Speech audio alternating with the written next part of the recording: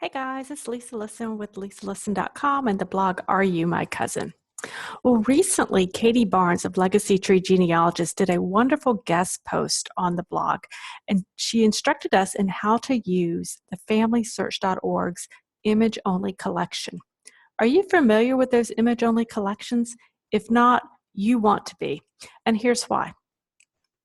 Those image-only collections are wonderful records out there that your ancestors may be hiding in. FamilySearch.org has these on their site, but they are not necessarily indexed. In fact, there are a number of records out there on Family Search that you can search from home, sitting on your couch in front of the fireplace with your pajamas on, but they are not indexed, so they won't appear in any searches that you should do. So if you're searching for your ancestor in the search boxes, it's not going to pull them out of those records. You're going to need to search those individually. And I'm going to actually switch over and go over to the Family Search site, and I'm going to show you how to do just that. Give me just one moment. Let's pop over there. Here we go. Okay, so this is the FamilySearch.org. You're going to go here, and when you get to the home page, what you want to do is to hover over Search, click on Records. Now for this particular example, I'm actually just going to use the state of Georgia. So we're going to look at this research by location, okay? Because if you search the historical records, you're not going to be pulling information from those image-only collections because they are not indexed. Okay, so you can search here and you might find something, but we're not looking for your ancestors in those image-only collections here. We're going to actually have to go to the records and browse them. So you find your location. As I said, we're going to use the state of Georgia as our example today. I'm going to click on the United States, scroll down to Georgia. Oops. And here we go. So this is bringing me to the Georgia page that they have for search. Now, again, I'm going to skip this top part because the Georgia indexed historical records are not the ones that we're talking about today. Okay. We're going to go down to these Georgia image-only historical records right here. Okay. So these are wonderful records. They have just thousands and thousands of pages, as you can see. They are microfilm. It's just like reading the microfilm at the state archives. So as you can see, they're arranged in different collections. They have birth, marriage, and death, census list, military records, probate and court records, miscellaneous records down here at the bottom. Now these are going to vary from state to state, and you're just going to need to look at the state that you research in to see what is available. There is no real consistency about everybody will have military records. It's just not there. But look for the state and location you're researching in because they very well may have that, or they may actually have records you're not familiar with. Okay, so they're not indexed, so I need to know how to get into them. All right, so for our example, let's take a look at this Andersonville prison records during the Civil War in the state of Georgia. And as you can see, there are over 4,100 images to look at. That's a lot of images to look at, but that's okay. We can narrow it down, and I'm going to show you how. So if you click on that, it actually brings you to this subpage. And this is a great page not to be rushed through, because what it does is it gives you a very nice description at the top about what this record set includes. Okay, and now that's important.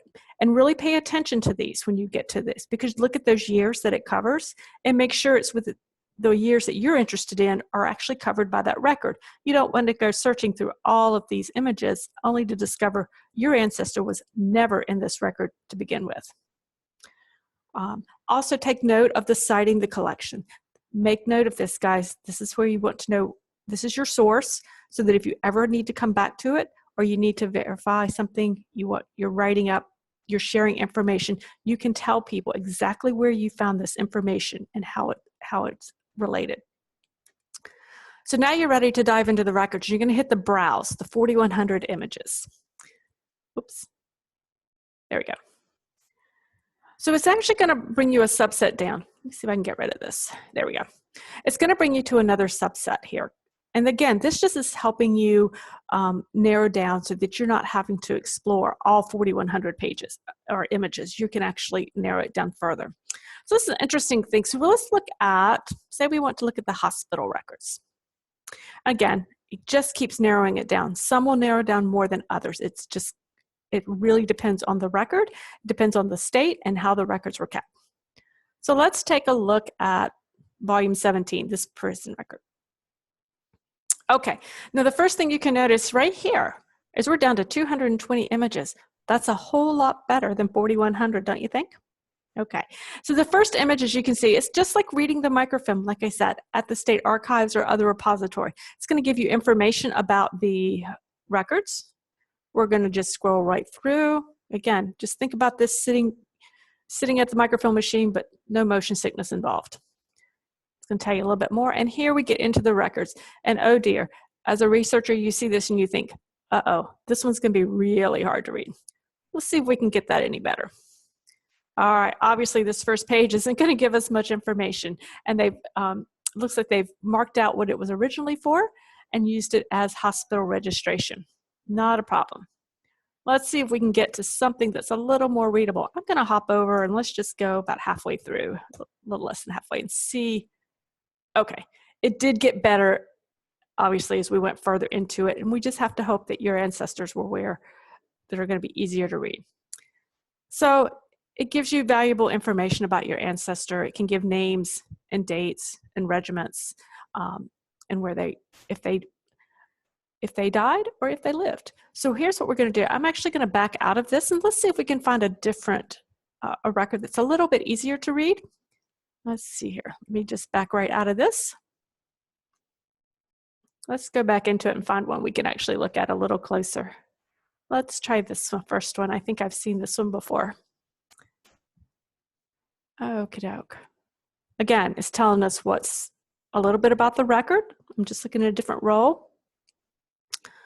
Here we go. So it's telling us exactly what the record is. The original register for the federal prisons of the war of the U.S. Army confined to the prison hospital in Andersonville, Georgia. And again, the dates, 1864 to 1865. A little bit more information. Let's get to where they're telling us about, aha, here we go. This one is much easier to read. Let me enlarge that a little bit for you so you can see that. Okay, so these are the prisoners who were in the prison hospital. Okay, here we have a John H. Armstrong, his rank, we have his company, we have his regiment, we have the state that he was from, New York. We have that he died on October 11th, and I believe this is going to be 1860. Not sure exactly. Can't quite read that, the date. Covers, we'll have to get into that to see if we can get the date a little bit better on that. But as you can see, it's going to give you dates. It's going to give you month, day. They don't give the year. They're going to give the place they died, and then another month and day, like I suppose, I'm not sure, probably disposition of the body would be my guess. So these are the types of information, and you just need to get in, read it just like you would a microfilm, consider it just like microfilm because that's what it is, and you can find those. But all of these names on each of these pages, these guys are not going to be found if you do a general search under the index historical records. These guys are not going to come up. So it's very important, as you can see, to get in there. If you possible, narrow down your date, and it is going to take some time. Just read it.